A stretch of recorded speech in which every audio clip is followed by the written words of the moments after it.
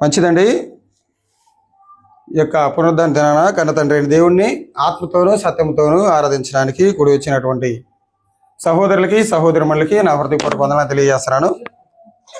మన కన్న తండ్రి అయిన దేవుడు ఇప్పటివరకు కూడా మనకు మంచి ఆరోగ్యాన్ని ఆయుష్ని దయచేసి తన కృపారెక్కల చాటును భద్రపరిచి ఈ రకంగా ఆయన ఆరాధించడానికి, ఆయన మాయంపరచడానికి, మన జీవితాలను మార్చుకోవడానికి మన కన్న తండ్రి అయిన దేవుడు మనకి ఇచ్చినటువంటి యొక్క ఆయుష్కి ఆరోగ్యాలకై మనందరం కూడా మనందరం కూడా మనం కన్న తండ్రి అయిన దేవునికి ఏం చెల్లించాలి? కృతజ్ఞతాస్తుతులు అనేవి చెల్లించాలి. అవునా కదా? గత వారంలో ఈ వారంలో ఒక రాజు గురించి మనం నేర్చుకున్నాం. ఏంటి ఎవరైనా? హిజ్కియా రాజు గురించి. హిజ్కియా రాజు గారు తన యొక్క రాజ్యాన్ని ఎలా పరిపాలించడం మనం చక్కగా నేర్చుకున్నాం. ఆ దేవుడు చూపించినటువంటి కృపకి అక్కడ ఉన్నటువంటి వాళ్ళందరూ ఏం చేశారంట? ఆ జనాంగం మొత్తాన్ని ఎలా ఆరాధించారంటే దేవుణ్ణి వాళ్ళ తలలు ఉంచి దేవుణ్ణి స్తుతించారని మనం చదువుకున్నాం. గుర్తుందా మీ అందరికీ?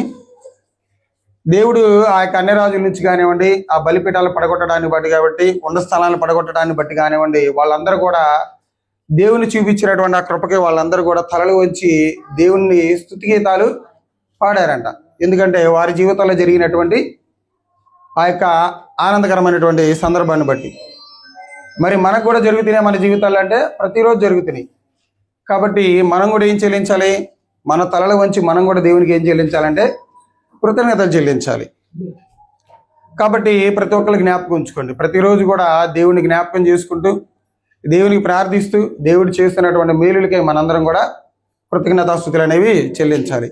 ఇంకా మీకు అర్థమయ్యేలాగా చెప్పాలంటే, మన శరీరాన్ని మనం ఎలాగైతే పోషించుకుంటున్నామో, ప్రతిరోజు 3 పూట్ల ఎలాగైతే పోషించుకుంటున్నామో, అలాగే మనలో ఉన్నటువంటి ఆత్మను కూడా ప్రతిరోజు వాక్యంతో పోషించుకోవాలి. మధ్యాహ్నం పూట అన్నం తినలేదనుకో, సాయంత్రం పూట తినేటప్పుడు ఏమనిపించింది అంటే తొందరగా తిందా, ఎందుకంటే మధ్యాహ్నం కూడా తినలేదని. అలాగే వాక్యం కూడా అలానే ఉండాలి మన జీవితాల్లో. వాక్యం కూడా, అరే నేను చదువుకోలేదు ఈరోజు, వాక్యం చదవకపోతే నా ఆత్మకి ఏంటి వృద్ధి ఏంటి, నా ఆత్మని నేను ఎలా పోషించుకోవాలి అనేటువంటి ఆలోచనలోకి రావాలి మనందరం కూడా. అలాంటి ఆలోచనలోకి వస్తేనే మనం పాపానికి దూరంగా పరిశుద్ధతకి దగ్గరగా ఉండవాలి. అలాగా మన ఆత్మను మనం వృద్ధి చేసుకోలేకపోతే, మన ఆత్మను మనం పోషించుకోలేకపోతే వాక్యం ద్వారా మనం ఎప్పుడు కూడా స్థిరంగా భక్తిలో ఉండలేము. కాబట్టి వీలు కుదిరినప్పుడల్లా దేవునికి ప్రార్థన చేస్తూ ఉండాలి. వాక్యాన్ని చదవగలిగినటువంటి వాళ్ళు వాక్యాన్ని చదువుకుంటూ ఉండాలి. వాళ్ళ జ్ఞానాన్ని వాళ్ళు పెంపొందించుకుంటాలి. ఇవన్నీ చేస్తూ ఉంటే మనలో ఉన్నటువంటి ఆత్మ కూడా ఏమైపోతూ ఉంటుంది? వృద్ధి చెందుతూ ఉంటుంది. కాబట్టి అలాంటి ప్రయత్నం కూడా చేయండి మీరందరూ. శరీరాన్ని ఎలాగైతే పోషించుకున్నావో అలాగే మన ఆత్మను కూడా మనం ఆహారం ద్వారా శరీరాన్ని పోషించుకున్నటువంటి మనము వాక్యం ద్వారా మన ఆత్మను కూడా మనం పోషించుకుంటూ ఉండాలి. కాబట్టి ఈనాడు యొక్క పునరుద్ధరణ దినమున మీ అందరితో కలిసి నేను ఒక పాఠాన్ని మీ అందరితో నేను చెప్పాలని ఆశపడుతున్నాను. అదేంటిదంటే ఆ పాఠం పేరు క్రీస్తు రక్తం విలువ తెలిసిన వారి జీవితాలు. ఈరోజు ఏంటిదంటే ప్రపంచం వ్యాప్తంగా క్రీస్తు పునరుద్ధానుడు అయ్యాడని ప్రపంచం మొత్తం కూడా ఆయనకు పునరుద్ధానం గురించి చర్చించుకుంటూ ఉంటారు, మాట్లాడుకుంటూ ఉంటారు. అవునా కదా? కాబట్టి మనం కూడా అసలుకి ఆయన యొక్క రక్తం విలువ తెలిసినటువంటి వారి యొక్క జీవితాలు ఎలా ఉంటాయి? ఎందుకంటే మనందరం కూడా ఎవరిమి విలువ కలిగిన వాళ్ళం. ఎందుకంటే కొరింథీ పత్రికలు ఏమంటాడు? మీరందరూ విలువ పెట్టి కొనబడిన వారు. మనందరం కూడా ఎవరిమి విలువ పెట్టి కొనబడిన వాళ్ళం. మన కుటుంబాల్లో కూడా మనం కొన్ని వాటిని, విలువైన వాటిని మనం కొనుక్కుంటూ ఉంటాం. వాటిలో ఒకటి బంగారం. దాన్ని ఎంత విలువగా చూసుకుంటాం మనం? ఎంత విలువైన వాటిగా చూసుకుంటాం మనం. ఎందుకంటే దాని విలువ తెలుసు కాబట్టి దాన్ని మనం చాలా జాగ్రత్తగా చూసుకుంటాం. కాబట్టి క్రీస్తు వారు కూడా తన రక్తాన్ని ఇచ్చి మనల్ని విలువైన వాళ్ళుగా చేశాడు. మరి అలాంటి రక్తాన్ని కార్చినటువంటి ఆయనకి మన విలువ కలిగి మనం జీవించాలా లేదా? ఎలా జీవించాలి అనేది ఒక 7 పాయింట్లు చూసుకుందాం మనం. క్రీస్తు రక్తం విలువ తెలిసిన వారి యొక్క జీవితాలు ఎలాగుంటాయో మనం మొత్తం మీద మనం ఒక 7 పాయింట్లు ఆలోచన చేద్దాం. మొదటి పాయింట్ ఏంటిదంటే, క్రీస్తు రక్తం విలువ తెలిసిన వారి యొక్క జీవితం మొదటిగా ఎలా ఉంటుందంటే, అతను ఎలా ఉంటాడంటే అతను ఏం చేయడు? అతను పాపం చేయడు అసలుకి. ఎందుకంటే ఆయన రక్తం విలువ తెలిసినటువంటి వ్యక్తి కూడా, ఏ వ్యక్తి కూడా, సహోదరుడైనా కానీ సహోదరుడైనా కానీ ఎవరు కూడా ఏం చేయరు? పాపం చేయరు. అదే చూసుకుందాం చూడండి ఒకసారి. యోహాను గారు రాసినటువంటి మొదటి పత్రిక, యోహాను గారు రాసినటువంటి మొదటి పత్రిక 3వ అధ్యాయం 9వ వచనంలో ఒక మాట ఉంటుంది. మొదటి యోహాను పత్రిక 3వ అధ్యాయం 9వ వచనంలో ఒక మాట, మంచి మాట ఉంటుంది, చదవండి. దేవుని మూలముగా దేవుని మూలముగా పుట్టిన ప్రతి వానిలో ఆయన బీజము నిలుచును గనుక ఆయన బీజము నిలుచును గనుక వాడు పాపము చేయడు. వాడు ఏం చేయడంట? పాపము చేయడు. బీజం అంటే ఏంటిది? విత్తనం. దేవుని మూలంగా మనం 2 రకాలుగా పుట్టాం. ఒకటి శరీరకంగా పుట్టాము, రెండోది ఆత్మీయంగా జన్మించాం. ఇక్కడ శరీరాన్ని తల్లి గర్భం నుంచి పుట్టినటువంటి శరీర విధానాన్ని పక్కన పెడితే ఆత్మీయంగా మనందరం జన్మించాం కదా. ఆయన మూలంగానే మనం కలగజేశాడు కదా. కలగజేసినటువంటి ఆయన మూలంగా పుట్టినటువంటి మనలో ఏముండాలి? మనలో మొదటిగా ఆయన యొక్క బీజం ఉండాలి, ఆయన యొక్క విత్తనం ఉండాలి. ఆయన యొక్క వాక్యం అనేది మనలో ఉందనుకోండి, మనం ఏం చేయకూడదంట? పాపం చేయకూడదు. అలా పాపం చేసేవాడు ఎవరు కాదంటే దేవుని సంబంధి కాదు. ఎవరి సంబంధి? అపవాది సంబంధి అతను. ఇప్పుడు గమనించిన మనందరిలో దేవుని వాక్యం అనేది, దేవుని బీజం అనేది మనలో ఉందా? దేవుని బీజం అనేది ఉందంటే కన్ఫామ్గా మనం మన జీవితంలో పాపం చేయడానికి అవకాశం రాదు. అందుకే మీకు ఇందాక చెప్పింది నేను, ప్రతిరోజు మీరు వాక్యం చదువుకుంటా ఉన్నారనుకోండి, ఆ వాక్యం చదువుకున్నటువంటి వాక్యం ఒక అధ్యాయంలో 20 వచనాలు ఉన్న ఆ రోజులో ఒక 2-3 వచనాలు మనకి జ్ఞాపకం ఉండవా? మనకు బుద్ధి కలిగించేటువంటి 2 వచనాలైనా ఉండవా? లేకపోతే 1 వచనమైనా ఉండదా? ఆ వచనాన్ని మనం హృదయంలో పెట్టుకుని ఉన్నాం అనుకోండి, మనకు పాపం చేయాలనేటువంటి ఆలోచన వచ్చిద్దా? రాదు.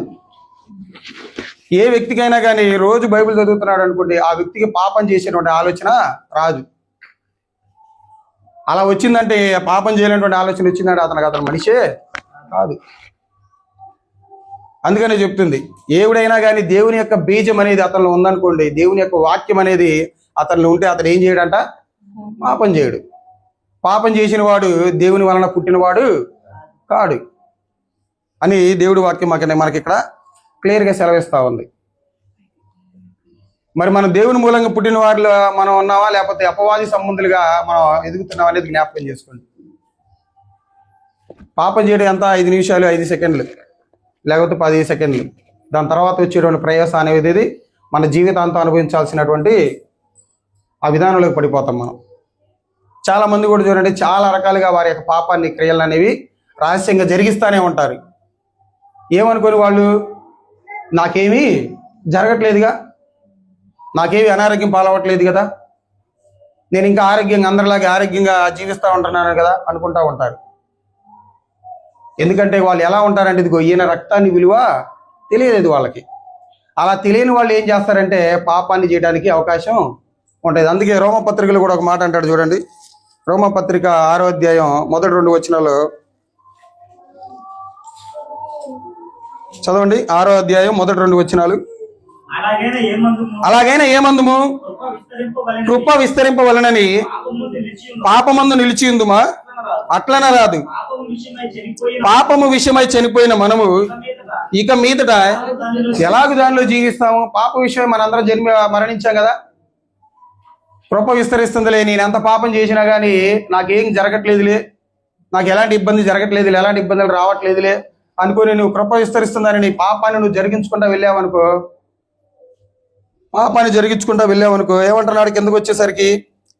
అసలు బాప్తీసం తీసుకున్నటువంటి మనందరము, పాప విషయమై చనిపోయినటువంటి మనందరం మళ్ళీ దాంట్లోకి ఎలా వస్తాం? మనం మన పాప మురికి జీవితాన్ని మనం కడుక్కున్నాం కదా బాప్తీసంలో. ప్రాచీన స్వభావాన్ని వదిలిపెట్టి ఎలాంటి స్వభావాన్ని ధరించుకున్నాం మనం? ఇప్పుడు నవీన స్వభావాన్ని ధరించుకున్నాం కదా. మరి నవీన స్వభావాన్ని ధరించుకున్నటువంటి మనలో ఎలాంటి విషయాలు, ఎలాంటి పరిస్థితులు మనలో కనబడాలంటే, పాపానికి దూరంగా ఉండేటువంటి విషయాలు మనలో కనపడకూడదు, వాక్యానికి దగ్గరగా ఉండేటువంటి పరిస్థితులు మనలో కనబడాలి. అందరితో సమాధానంగా ఉండాలి, అందరితో మనం చాలా జాగ్రత్తగా వాళ్ళతో మసులుకోవాలి. అదే వాక్యం సెలవిస్తూ ఉంది. ఏమన్నాడు? అట్లని రాదు, పాపం విషయమై చనిపోయిన మనము ఇక మీదట ఎలాగూ దానిలో జీవించుదుము. బాప్తీసలో చనిపోయాం కదా, మన నిర్జీవికలో వదిలిపెట్టాం కదా మనం బాప్తీసలో. మరి వదిలిపెట్టినటువంటి వాటిలోకి మళ్ళీ మనం వచ్చామనుకో, ఇక మనకి ఒక జంతువుతో పోలుస్తూ ఉంటారు. ఏంటిది అది? పంది. ఏం చేసేది పందిని? బురదలో ఉందనుకో, మళ్ళీ దాన్ని తీసుకొచ్చి కడిగి మళ్ళీ అక్కడ పెట్టామంటే మళ్ళీ అది ఎక్కడికి వెళ్ళిద్ది? మళ్ళీ బురదలోకి వెళ్ళిద్ది. అలా ఉంటాయి కొంతమంది జీవితాలు. క్రీస్తు వారు ఆనాటి కాలంలో వచ్చి నీ నా పాపాల విషయమై చనిపోయి ఆయన రక్తాన్ని మన కోసం చిందించి ఆ కల్వరి శిలువలో 3 మేకుల మీద ఏలాడబడితే ఆయన రక్తానికి విలువ తెలియకుండా జీవించే వాళ్ళు చాలా మంది ఉన్నారు. పాపపు జీవితాలు ఇంకా కొనసాగుతున్నటువంటి జీవితాలు ఉన్నాయి. కాబట్టి జ్ఞాపకం చేసుకోండి మీరు అందరూ ఒకసారి. నేను నా యొక్క ప్రాచీన స్వభావాన్ని వదిలిపెట్టానా? నా పాపపు జీవితాన్ని నేను వదిలిపెట్టానా లేదా? నూతన స్వభావం అనేది ఉందా నాలో? నవీన స్వభావాన్ని ఏమంటారంటే నూతన స్వభావం అనేది వచ్చిందా? నూతన హృదయం అనేది నాలోకి వచ్చిందా అనేది జ్ఞాపకం ఉంచుకోవాలి. చాలా మంది అనుకుంటున్నారు ఇలానే, కృప విస్తరిస్తుంది నాకేం కావట్లేదు, నా పాపపు జీవితాన్ని కొనసాగిస్తున్నా నాకేం కావట్లేదు అనుకుంటున్నారు. కన్ఫామ్గా నీకు ఒక రోజు ఉంది. ఆ రోజు తర్వాత, చనిపోయిన తర్వాత నువ్వు ఎక్కడికి వెళ్తావో తెలుసా? ఆరని అగ్నిలోకి వెళ్తావు నువ్వు. అక్కడ ఏడుపులు పొలుగు కొరుకోట ఉండేది, ఇంకేమీ ఉండదు. కాబట్టి చాలా జాగ్రత్తగా ఉందాం నా ప్రియ సహోదరి సహోదరుల. బాప్తీసం తీసుకొచ్చినటువంటి మనలో ఏమి కనపడకూడదు? మనలో ఏం కనపడకూడదు? ఇంకా పాపం అనేటువంటి విషయం కనపడకూడదు మనకి. పాత స్వభావం అనేది, పాపపు క్రియలు అనేవి మనలో కనపడకూడదు. అలా కనపడకుండా జీవించిన వాళ్ళే క్రీస్తు రక్తం విలువ తెలిసిన వారిగా జీవిస్తారు. ఇది మొదటిది. రెండవదిగా చూద్దాం చూడండి. రెండవదిగా క్రీస్తు రక్తం విలువ తెలిసిన వారి యొక్క జీవితాల్లో రెండవదిగా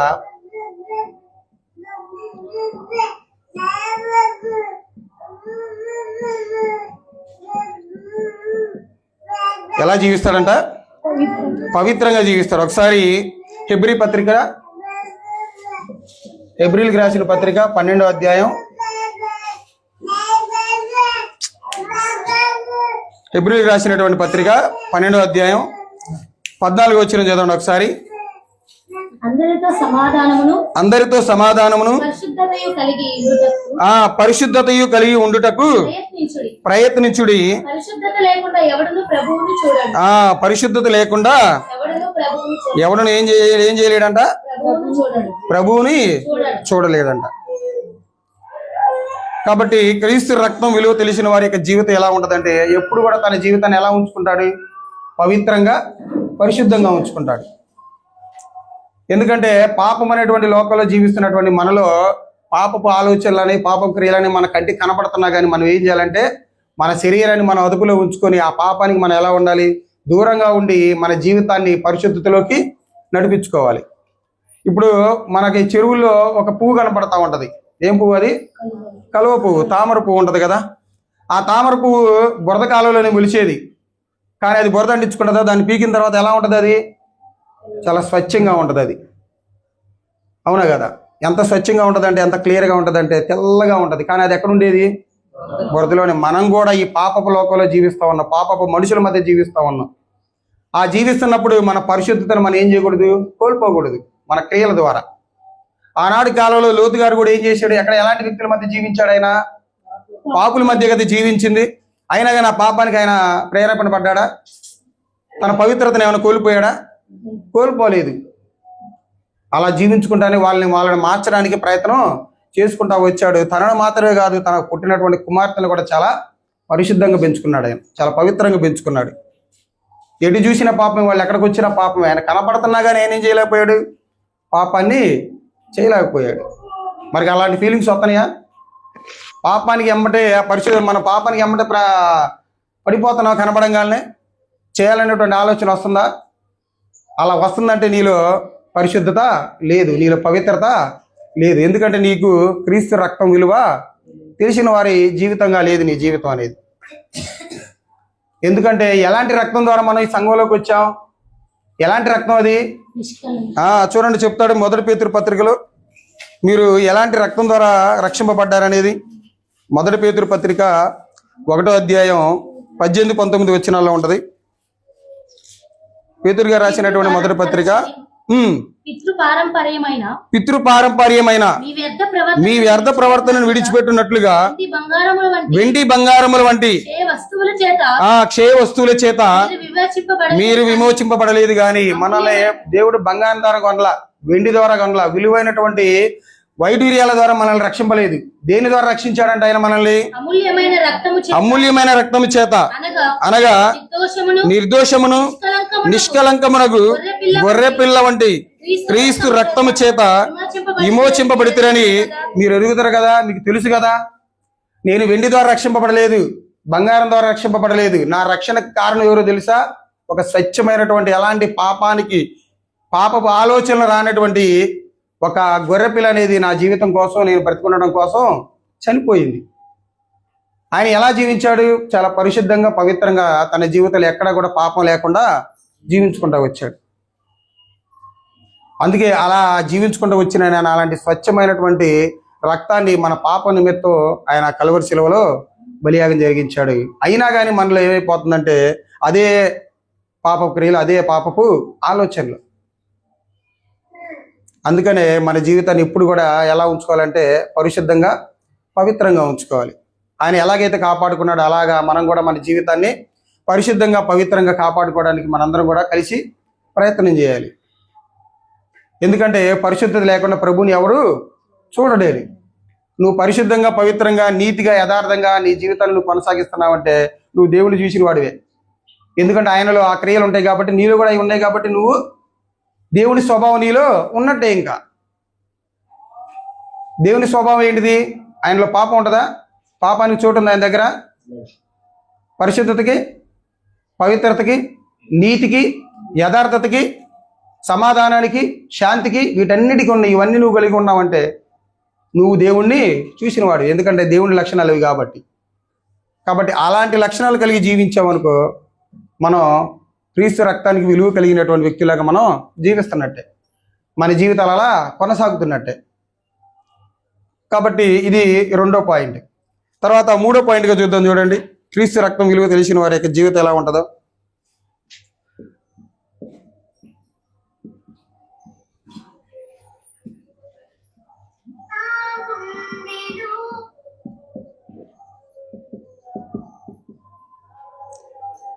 సంఘంలో ఎలా ఉంటాడంట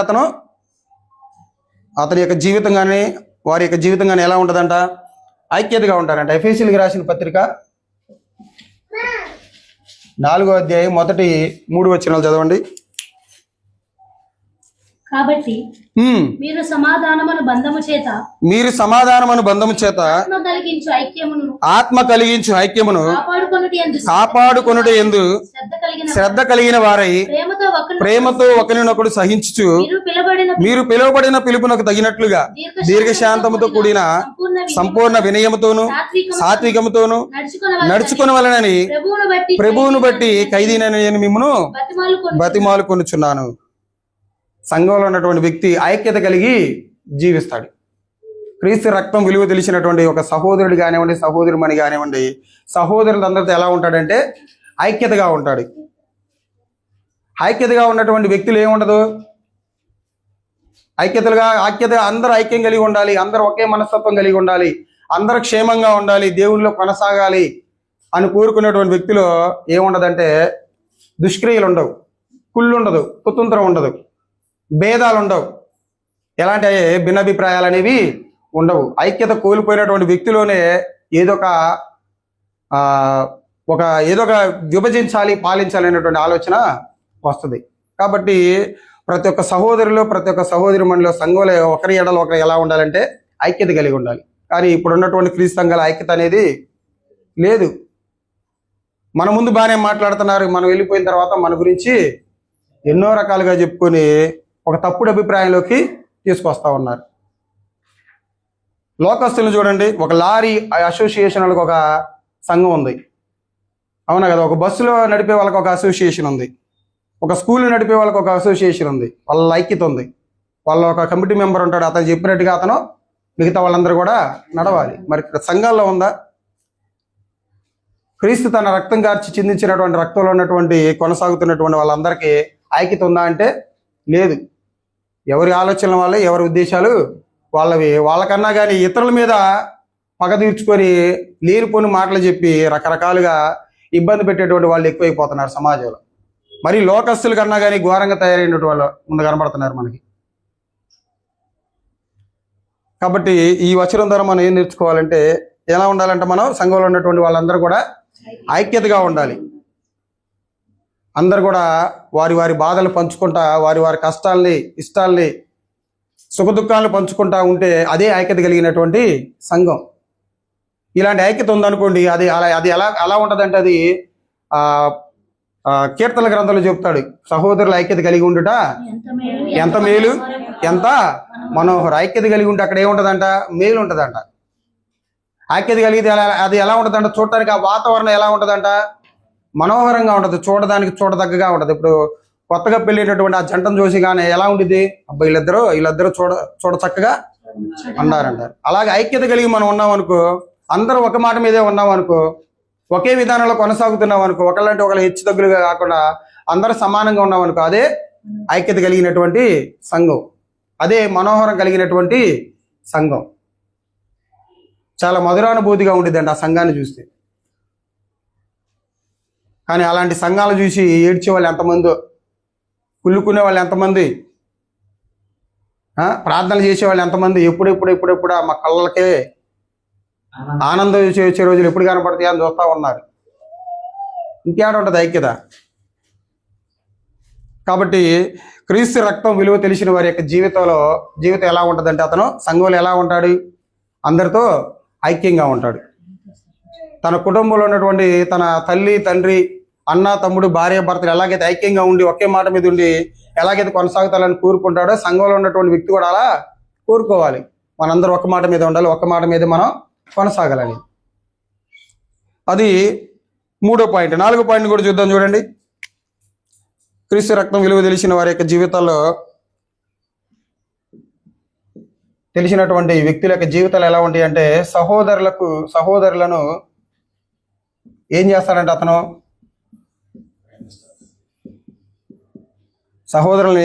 అతను ప్రేమిస్తాడు. చూడండి, యోహాను సువార్త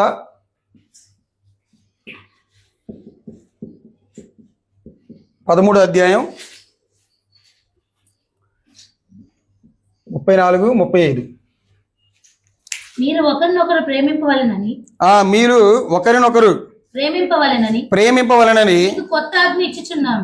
ఎవరంట? అక్కడ ఆనాటి కాలంలో ఉన్నటువంటి అపోస్తులు కానీ ఇప్పుడు ఉన్నటువంటి మనము కూడా మీకు క్రొత్త ఆజ్ఞ ఇచ్చుచున్నాను, నేను మిమ్మును ప్రేమించినట్టే మీరును ఒకరినొకరు ప్రేమింపవలెను. మీరు ఒకని ఎడల ఒకడు ప్రేమింపగలవారైన ఎడల దీన్ని బట్టి మీరు నా శిష్యులని అందరూ తెలుసుకున్నారు. అందరూ తెలుసుకుందరను. ఒక క్రీస్తు శిష్యుడిగా నువ్వు కనపడాలంటే నీలో ఏం ఉండాలి? ప్రేమ ఉండాలి. సహోదరులను ప్రేమించేటువంటి విధానం కనపడాలి నీలో. ఇక్కడ ఉన్నటువంటి మనం కూడా ఒకరి ఎడల ఒకరు ప్రేమానురాగాలు కలిగి ఉండాలి. ప్రేమ ఉన్న చోట ఏముండదు? ద్వేషం ఉండదు. ప్రేమ ఉన్న చోట ఏముండదు? కుళ్ళు ఉండదు. ప్రేమ ఉన్న చోట ఏముండదు అంటే అసమానతలు ఉండవు, భిన్నాభిప్రాయాలు ఉండవు. నీ సహోదరుని నువ్వు నిజంగా ప్రేమించావనుకో, నువ్వు ఇక్కడున్నా ఒకే మాట చెబుతూ, బయట ఉన్నా కానీ ఒకే మాట చెబుతూ. నువ్వు నిజంగా నీ సహోదరుని నువ్వు ప్రేమించలేదంటే ఇక్కడ ఒక మాట చెబుతూ, బయటికి వెళ్ళి ఇంకో మాట చెబుతూ.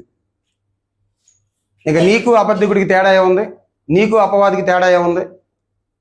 ఇక్కడేమో నా సహోదరుడు అని ప్రేమించాలని ఇలాంటి వలకబోలు మాటలు మాట్లాడి బయటికి వెళ్ళిన తర్వాత ఆ మాటలు వేరుగా ఉన్నాయి అనుకో, అది ఎలా ఉంటుంది? దేవుడు చూడ పైనుండి చూస్తాడా లేదా? అది ప్రేమించేటువంటి విధానమా సహోదరుల్ని? అలా ప్రేమించినటువంటి సహోదరుల గురించే 1 యోహాను పత్రికలో వాళ్ళ యొక్క స్వభావాన్ని గురించి మాట్లాడతాడు. చూడండి ఎలాంటి వాళ్ళు అనేది. 1 యోహాను పత్రిక 2వ అధ్యాయం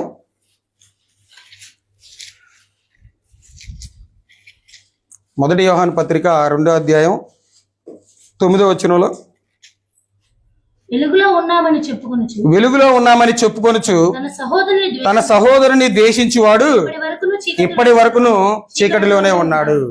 తన సహోదరుని ప్రేమిస్తానని చెప్పిన వాడు అలా కాకుండా అతని గురించి అబద్ధపు మాటలు చెప్పాడు అనుకోండి, అతను ఎక్కడ ఉన్నట్టు? చీకటిలో ఉన్నట్టు. చీకటి అంటే చీకటి దేనికి సాదృశ్యం? పాపానికి సాదృశ్యం, అపవాదికి సాదృశ్యం, అపవాది క్రియలకు సాదృశ్యం. నువ్వు వెలుగులో ఉంటే, వాక్యంలో ఉంటే నీ సహోదరుడు గురించి నీ సహోదరుని నువ్వు ఎలా ప్రేమిస్తావు? నీ మనస్ఫూర్తిగా ప్రేమిస్తావు. నీ హృదయాంతరాల నుండి వచ్చేది నీ ప్రేమ అనేది. కానీ ఇప్పుడు ఎలా ఉన్నారంటే చూడండి, ఇక్కడ వాళ్ళ గురించి చెప్తున్నాడు. ఇంకా 10వ వచనంలో తన సహోదరుని ప్రేమించువాడు వెలుగులో ఉన్నవాడు. వెలుగులో ఉన్నాడంటే సహోదరుని ప్రేమించేవాడు దేంట్లో ఉన్నవాడు? వెలుగుకి అర్థం ఏంటిదంటే వాక్యంలో ఉన్నవాడు అని. అతని యందు అభ్యంతర కారణం ఏది లేదు. తన సహోదరుని ద్వేషించువాడు చీకటిలో ఉండి చీకటిలోనే నడుచుచున్నాడు. చీకటి చీకటి అతని కన్నులకు గుడ్డితనము కలుగజేసిను. ఇప్పుడున్న చాలా మంది సహోదరులకు కూడా గుడ్డితనం కలిగింది. చీకట్లో ఉన్న వాళ్ళకి ఏం అర్థం కావట్లా. మనం అనుకున్నది కరెక్ట్ అనుకొని చీకట్లో కొనసాగుతూ ఉన్నారు. అది వాళ్ళకి వెలుగుగా కనపడుతున్నా కొన్ని సంవత్సరాల కన్నా అదేమైపోయింది అంటే చీకటిగా మారిపోయింది. మేము నుంచున్నదే వెలుగు అనుకుంటున్నారు, కానీ అది ఎప్పటికీ వెలుగు కాదు, అది చీకటే. ఏమన్నాడు ఇంకా చదవండి 11వ వచనం. తన సహోదరుని ద్వేషించువాడు చీకటిలో ఉండి చీకటిలో నడుచుతున్నాడంట. మన సహోదరుని మనం ప్రేమిస్తూ ఆ మాటల ద్వారా మన మాటలు ఎక్స్ప్రెస్ చేసి తర్వాత బయటికి వెళ్ళి అదే సహోదరుడి గురించి మనం అబద్ధం చెప్తున్నావు అనుకోండి, నీ కోపాన్ని వెళ్ళబుచ్చావు అనుకోండి, నువ్వు దేంట్లో ఉన్నట్టు? చీకట్లో ఉన్నట్టే. ఇంకేమంటున్నాడు? చీకటి ఏం చేసిందంట అతన్ని? చీకట్లో ఉన్న వాళ్ళు ఏం చేశారంట అతని కన్నులకి గుడ్డితనం కలిగజేసాను కనుక తాను ఎక్కడికి పోవచ్చున్నాడో అతనికి తెలియదు. యాడికి పోతున్నాడో ఏం తెలియదు, ఏం చేస్తున్నాడో ఎవరికి తెలియదు. ఎందుకంటే ఆ చీకట్లో ఉన్నవాడు ఏం చేసిండంటే అతనికి గుడ్డితనం కలగజేశాడు. గుడ్డితనం కలిగజేసినాడు. గుడ్డోడి లోకం కనబడిద్దా? లేదు. ఎడి తిప్పితే అటు తిరగాల్సిందే. రైట్ అంటే రైట్ తిరగాలి, లెఫ్ట్ అంటే లెఫ్ట్ తిరగాలి, ఫార్వర్డ్ అంటే ముందుకు పోవాలి, బ్యాక్వర్డ్ అంటే వెనక్కి రావాలి. ఆ గుడ్డితనం కలగజేసిన వాడు ఎడి తిప్పితే అటు తిరగాలి. కాబట్టి సహోదరుల్ని ప్రేమించిన వాడు క్రీస్తు రక్తం విలువ తెలియనివాడు. చీకట్లో ఉన్నవాడు క్రీస్తు రక్తం విలువ తెలియనివాడు. గాఢాంధకారంలో ఉన్నవాడు క్రీస్తుని విభేదించిన వాడు. అలా క్రీస్తుని విభేదిస్తే సహోదరులు కూడా విభేదించినట్టే. అతనిలో ఏమి లేదంటే ప్రేమ లేదు, ఏముంటదంటే చీకటి ఉంది. కాబట్టి అలా ఉండకూడదని దేవుడి వాక్యం అనేది మనకి ఇక్కడ సెలవిస్తా ఉంది. క్రీస్తు రక్తంలో కనబడినటువంటి నీవు, ఆయన విలువ తెలిసినటువంటి నీవు, నీ జీవితం అనేది ఎలా ఉండాలంటే సహోదరుని వీలైనంత వరకు సహోదరుని ప్రేమించేటట్టుగానే ఉండాలి, కానీ విభేదించేటట్టుగా ఉండకూడదు అని ఇక్కడ మనకి ఎన్నో పాయింట్? ఇది 4వ పాయింట్. ఇంకా చూద్దాం చూడండి, క్రీస్తు రక్తం విలువ తెలిసిన వారి జీవితం ఎలా ఉంటుందో. మత్తయి సువార్త 7వ అధ్యాయంలో 21వ వచనంలో చెప్తాడు.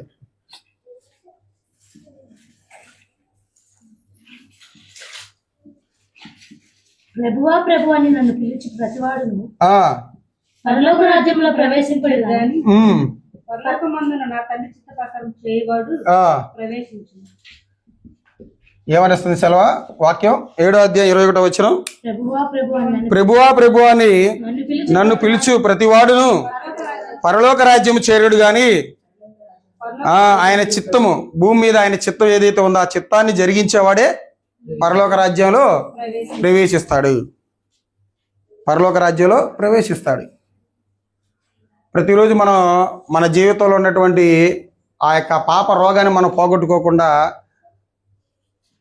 అపవిత్రత కలిగి జీవించుకుంటా వచ్చి మనం దేవుడి ఇక్కడికి వచ్చి ప్రార్థనలు చేసి ప్రభువా నా జీవితాన్ని కాపాడాలి, ప్రభువా నా పాపని తీసేయాలి ఇలా మాట్లాడితే ఎమ్మటే బయటికి వెళ్ళగానే మన పాత జీవితాన్ని మనం కొనసాగిస్తాం. అది దేవుడి చిత్తాన్ని నెరవేర్చినట్ట? అది దేవుడి చిత్తాన్ని కొనసాగిస్తున్నట్ట? కాదు. దేవుడి చిత్తం ఏంటిదంటే మన జీవించినటువంటి జీవిత కాలంలో పరిశుద్ధత కలిగి పవిత్రత కలిగి పాపాన్ని మన జీవితంలోకి రానివ్వకుండా పరిశుద్ధంగా బ్రతికి జీవించడమే దేవుని యొక్క చిత్తం. వీలైనంత వరకు అందరితో సమాధానం కలిగి ఉండటమే దేవుని యొక్క చిత్తం. ఇలాంటి దేవుని చిత్తాన్ని జరిగించకపోయామనుకో మనం ఏం చేసినట్టు? మనం ఇంకా మనకి క్రీస్తు యొక్క రక్తం విలువ తెలియనట్టే. క్రీస్తు యొక్క రక్తం విలువ తెలిసిన వాడు ఏం చేస్తాడంటే దేవుని చిత్తాన్ని జరిగించుకుంటా పోతాడు, సువార్త ప్రకటిస్తాడు, అందరినీ మార్చేటువంటి ప్రయత్నం చేస్తాడు. ఆనాటి కాలంలో దేవుని చిత్తాన్ని జరిగించిన వాళ్ళు లేరా బైబిల్ గ్రంథంలో? అపోస్తులు కానివ్వండి, పౌలు గారు కానివ్వండి, పౌలు గారి దగ్గర ఉన్నటువంటి తిమోతి గారు కానివ్వండి, తీతు గారు కానివ్వండి, వీళ్ళందరూ ఎవరు? దేవుని చిత్తాన్ని ఎరిగి దాన్ని జరిగించుకుంటా వచ్చిన వాళ్ళు, దేవుని చిత్తాన్ని ఎరిగిన వాళ్ళు. ఎందుకంటే వాళ్ళకి ఆ రక్తం, ఆ క్రీస్తు యొక్క రక్తం విలువ తెలిసింది కాబట్టి దానికి తగ్గట్టుగా వాళ్ళు వాళ్ళ జీవితాలను జీవించుకుంటా వచ్చారు. ఇలాంటి ప్రయాణంలో వాళ్ళకి ఆ చిత్తాన్ని జరిగించేటువంటి ప్రయాణాలు అనేకులు రక్షించాలి, దేవుళ్ళకి నడిపించాలని దేవుడి చిత్తాన్ని జరిగించేటువంటి కాలంలో అతనికి ఎన్నో శోధనలు వచ్చినాయి, ఎన్నో బాధలు వచ్చినాయి, ఎన్నో ఇబ్బందులు వచ్చినాయి, ఎన్నో ఇరుకులు వచ్చినాయి. అయినా కానీ ఆగారా వాళ్ళు? లేదు. ఏం చేసుకుంటా పోయారు వాళ్ళు? ఆయన చిత్తాన్ని జరిగించుకుంటానే పోయారు. ఆయన మార్గంలో ముందుకు వెళ్తానే ఉన్నారే కానీ బయటికి రాలేదు, మధ్యలో ఆగలేదు. కాబట్టి దేవుని చిత్తాన్ని జరిగించే వాళ్ళు ఏముంటుందంటే క్రీస్తు యొక్క రక్తం యొక్క విలువ తెలిసినటువంటి విధానం అతనిలో ఉంటుంది. అలా ఉన్నటువంటి వ్యక్తి ఏం చేసుకుంటా ఉంటాడంటే దేవుని చిత్తాన్నే జరిగించుకుంటా వస్తాడు. తన చిత్తాన్ని దేవుని చిత్తంగా మలుచుకుంటాడు, దేవుని చిత్తాన్ని తన జీవితంలో కొనసాగించుకుంటా వెళ్తాడు. ఇది ఎన్నో పాయింట్? 5వ పాయింట్. 6వ పాయింట్ కూడా చూద్దాం. చూడండి, 6వ పాయింట్ ఏంటిది? ప్రభు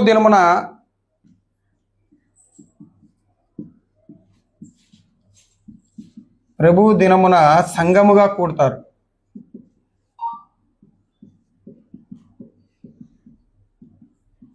అపోస్తల కార్యాలు 20వ అధ్యాయం 7వ వచనం. ఆదివారమున క్రీస్తు యొక్క రక్తం విలువ తెలిసిన వారి జీవితంలో మొదటి తర్వాత పాయింట్ గా ఏం కనబడిద్ది అంట? సంఘముగా కూడుకుంటాడంట. ప్రభు దినమున అంటే ఆదివారపు దినమున ఎలా కూడతాడు? సంఘముగా కూడతాడు. ఆదివారమున మేము రొట్టె విరుచుటకు కూడినప్పుడు చూడండి, అక్కడ ఏం చేశాడంట ఆయన? ఆదివారాన్ని రొట్టె కూర్చోడానికి అక్కడ ఆయన సంఘాన్ని మొత్తాన్ని ఏర్పాటు చేసి వాక్యాన్ని చెప్పి ప్రభు యొక్క శరీరాన్ని, ఆయన యొక్క రక్తాన్ని ఇచ్చుకుంటా వచ్చాడు. ఆయన యొక్క ఆరాధన దినవరంగానే అసలు కాగేవాడు కాదు. ఆయన వాక్యాన్ని ప్రకటించుకుంటా పోయేవాడు, వాక్యాన్ని చెప్పి ప్రభు యొక్క శరీరాన్ని, ఆయన రక్తాన్ని సంఘానికి ఇచ్చుకుంటా వచ్చేవాడు. ఆయన యొక్క రక్తం విలువ తెలుసు కాబట్టి ఆయన అలా చేసుకుంటా వచ్చాడు. మళ్ళీ ఎంతమందికి తెలిసింది ఈయన యొక్క రక్తం విలువ? ప్రభు యొక్క దినాన్ని మనం జరుపుకోవాలని మనకు తెలియదా? మనకు ఒక ఆజ్ఞ ఉంది కదా, ఆదివారం అందరం సమాజంగా కూడుకొని దేవుని వాక్యాన్ని ప్రకటించాలని, దేవుడి వాక్యాన్ని నేర్చుకోవాలని, మన జీవితాలను మార్చుకోవాలని, స్వార్థ ప్రకటించాలని. ఇవన్నీ ఏంటి? దేవుడు మనకి ఇచ్చినటువంటి ఆజ్ఞలు కాదా? ఇది కూడా ఒక వాక్య ప్రకటనే, ఇది కూడా ఒక సువార్తే. ఆదివారపు ఆరాధనలు ఇలా మనం కూడుకొని వాక్యం చెప్పుకోవడం అనేది కూడా ఒక సువార్తే. ఆ సువార్తలు మరి ఎంతమంది మనం పాల్గొంటున్నాం? ఎంతమంది జ్ఞాపకం ఉంచుకుంటున్నారు? ఎంతమంది పాల్గొనడానికి ఆసక్తిగా వస్తున్నారు? ఏదైనా ఫంక్షన్ అనుకో, దూరం నుండి భారం నుంచి ఫోన్ చేశారనుకో, అది దూరం భారం అని కూడా ఫోన్ చేసుకోకుండా మనం తెలుసుకోకుండా ఎమ్మట వెళ్ళిపోతాం ఆ రోజు. కానీ ఈరోజు ప్రభు దినం అని తెలిసినా కానీ మనం ఆగిపోతున్నాం. ఎందుకు? మన బలహీనతలను బట్టి, మన ఇబ్బందులు బట్టి, మన ఇరుకులను బట్టి. అదే క్రీస్తు రక్తం విలువ తెలిసిన వాళ్ళైతే ఏం చేయరు? ప్రభు దినాన ఆగరు. అయ్యో నా కోసం నా ప్రభు ఆనాటి కాలంలో కలవరి శిలువలో కార్చినటువంటి రక్తానికి ఇక్కడ శరీరం నా కోసం వెయిట్ చేస్తూ ఉంటుంది. నేను వెయిట్ చేయాలా నా రక్తం కోసం, లేకపోతే ఏం చేయాలి? నేను దాని దగ్గరికి వెళ్ళి తీసుకోవాలా అనేటువంటి ఆలోచన రావాలి మనకి. ఆయన ఆజ్ఞ నేను మీరుతున్నానే, ఆయన యొక్క శరీరాన్ని నా కాళ్ళతో త్రొక్కి నేను వద్దనుకొని బయటికి వెళ్తాను అనేటువంటి ఆలోచన రావాలి ప్రతి ఒక్కరికి. కాబట్టి ఆలోచన చేయడం ఒకసారి. ప్రభు దినం రాగానే అందరికి ఆసక్తి రావాలి. ఎప్పుడెప్పుడు వచ్చి ఆదివారం, ఎప్పుడెప్పుడు నా సహోదరులు కలిసి దేవుణ్ణి ఆరాధిస్తానా, ఎప్పుడెప్పుడు నా జీవితంలో జరిగినటువంటి మేలులు జ్ఞాపకం చేసుకుని సంఘంలో నేను కృతజ్ఞతలు చెల్లిస్తానా అనేటువంటి ఆసక్తి రావాలండి మనలో ప్రతి ఒక్కరికి. ఎందుకంటే మనందరం బాప్తీసం తీసుకునేటప్పుడు మనకి ఇచ్చేటువంటి సువార్తికులు రెండు విషయాలు చెప్పుకుంటారు. ఏంటిది? సంఘంగా కూడుకునేటప్పుడు నువ్వు ఏ విషయాన్ని బట్టి మానుకోకూడదు సంఘానికని. ఒకటి, ఈ భూమి మీద లేకుండా అయినా ఉండాలి. 2, మంచం మీదైనా, హాస్పిటల్లో మంచం మీదైనా, రాలేనటువంటి స్థితిలోనైనా ఉండాలి. ఈ 2 స్థితులను బట్టి నువ్వు సంఘానికి మానుకోవాలని, ఆ సంఘానికి ఆ పరిస్థితులను బట్టి నువ్వు ఆగాలి. కాకపోతే మనం రకరకాల పనులు కల్పించుకొని మన ప్రభు దినాన్ని వ్యర్థంగా దూరం చేసుకుంటున్నాం. కాబట్టి ప్రతిరోజు ప్రతి ఒక్కరు ప్రతి ఆదివారం రాగానే, ఆదివారం ఎలా ఉండాలంటే మనకు ఒక పండగలాగా ఉండాలి. ఈ పునరుద్ధాన దినమే పండగ కాదు మనకి ప్రతి ఆదివారం పండగ. నెలలో వచ్చేటువంటి 4-5 ఆదివారాలు కూడా మనకి పండగ. ఈస్టర్ పండగ కాదు, క్రిస్మస్ పండగ కాదు, గుడ్ ఫ్రైడే కూడా మనకి పండగ కాదు. మనకు ప్రతి ఆదివారం పండగే. ఎందుకంటే పండగకి ఏంటిది? మామూలుగా పండగ అంటే ఏంటంటాం మనం? కొత్త బట్టలు, ఇంట్లో చికెన్, మటన్, అదే కదా, మన ప్రతి ఆదివారం కొత్త బట్టలు వేసుకొని రావట్లేదా? ప్రతి ఆదివారం చికెన్లు వండుకోవట్లేదా? మరి అది పండగేగా, అది పండగే కదా. పండగ అంటే అదే కండి చేసేది, కొత్త బట్టలు పిండి వంటలు ఇంట్లో. మన ప్రతి ఆదివారం మన పండగలా చేసుకున్న దీన్ని మనం, ఇది పునరుద్ధాన్ని ఒకదాన్ని మనం చూడకూడదు. అలాగే ఈ ప్రభు దినాన్ని కూడా మనం చాలా శ్రద్ధగా ఆజ్ఞ ప్రకారంగా మనం పాటించుకుంటూ రావాలి. కాబట్టి గుర్తుపెట్టుకోండి, ప్రభు దినాన్ని ఎవరు మర్చిపోకుండా సంఘంగా కూడుకోవడానికి ప్రతి ఒక్కరు ఎవరైతే వస్తారో అలాంటి వాళ్ళు ఎవరు క్రమం తప్పకుండా వస్తారంటే ఆయన యొక్క రక్తానికి విలువ తెలిసిన వారు. కాబట్టి నన్ను వెండితోనూ బంగారంతో కొనలేదు, ఆయన దేంతో కొన్నాడంటే గొర్రె పిల్ల వంటి అమూల్యమైనటువంటి రక్తంతో నన్ను కన్నాడు కాబట్టి, నాకు ఇంత రక్షణ ఇచ్చాడు కాబట్టి, మరి నేను ఆయనకి ఏమి ఇవ్వగలను? ఆదివారం వచ్చి కూర్చొని వాక్యం నేర్చుకొని వెళ్ళిపోవటమే కదా. అంతకంటే ఏం కోరుకుంటున్నాడు దేవుడు? దానికి కూడా మన సమయం లేకపోతే మనకంటే దౌర్భాగ్యులు ఎవరు కూడా ఉండరు ఈ ప్రపంచంలో. వాళ్ళని ఏమంటారంటే కృతజ్ఞత లేనివారు అంటారు, కృతజ్ఞతాహీనులు అంటారు. జ్ఞాపకం ఉంచుకొని. కాబట్టి 6వ పాయింట్గా ఇది. చివరిగా 7వ పాయింట్ చూసుకుందాం. చూడండి 7వ పాయింట్,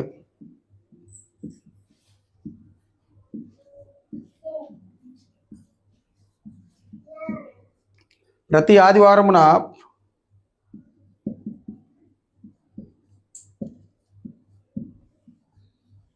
ప్రభు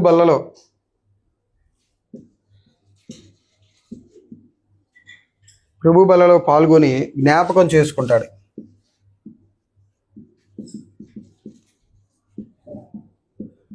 చదవండి రిఫరెన్స్ 1 కొరింథీ పత్రిక 11వ అధ్యాయం.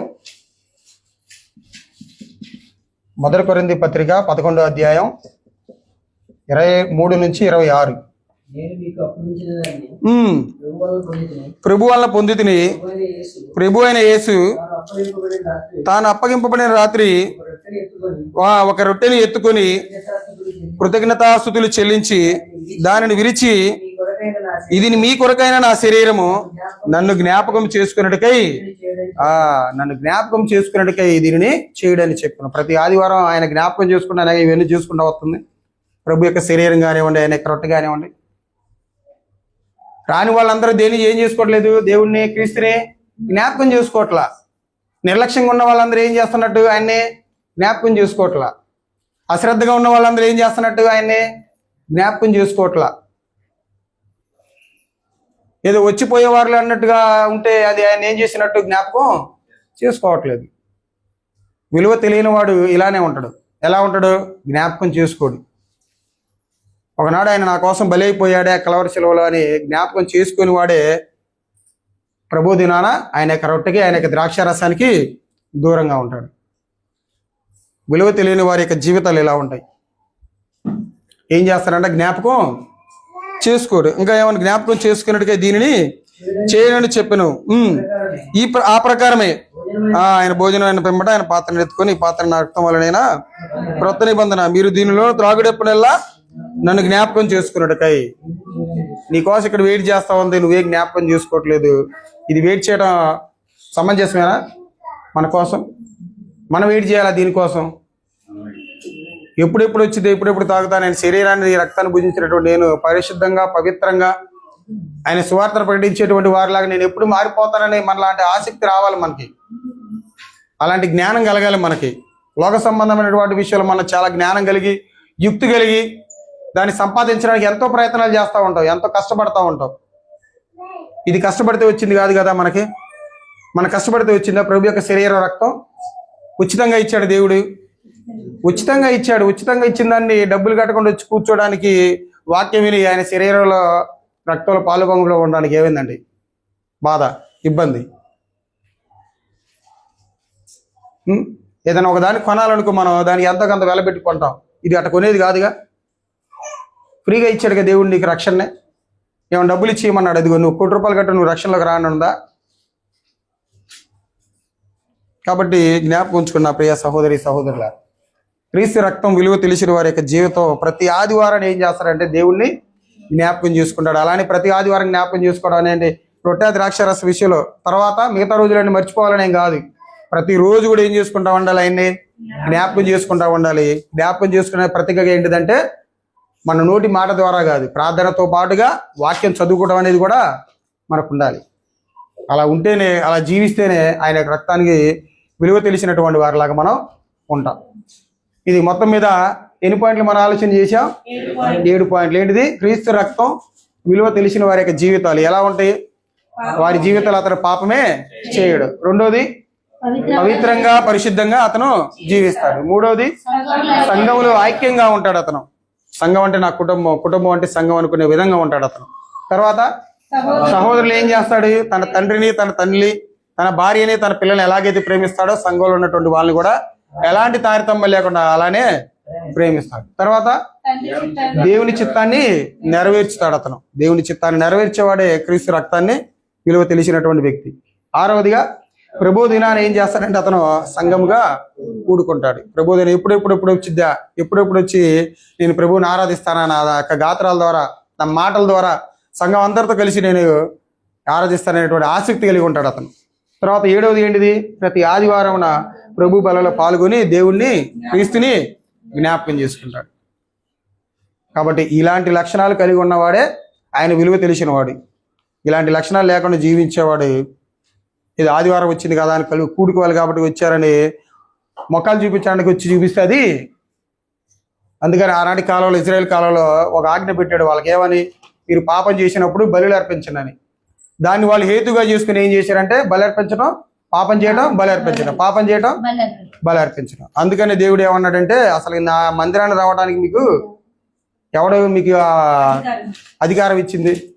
పాపాన్ని మానుకోకుండా, మీ వ్యర్థమైనటువంటి విధానాన్ని మానుకోకుండా మీరు నా దగ్గరకు వచ్చి ఎన్ని బలులు అర్పించినా కానీ ఉపయోగం ఏంటిది? అసలు నా మందిరానికి మిమ్మల్ని ఎవడు రమ్మన్నాడు అన్నట్టు గట్టిగా మాట్లాడాడు ఆయన. మనకు కూడా అంత, ఇవి లేకుండా మనం మందిరానికి వచ్చినా కానీ ఉపయోగం లేదు.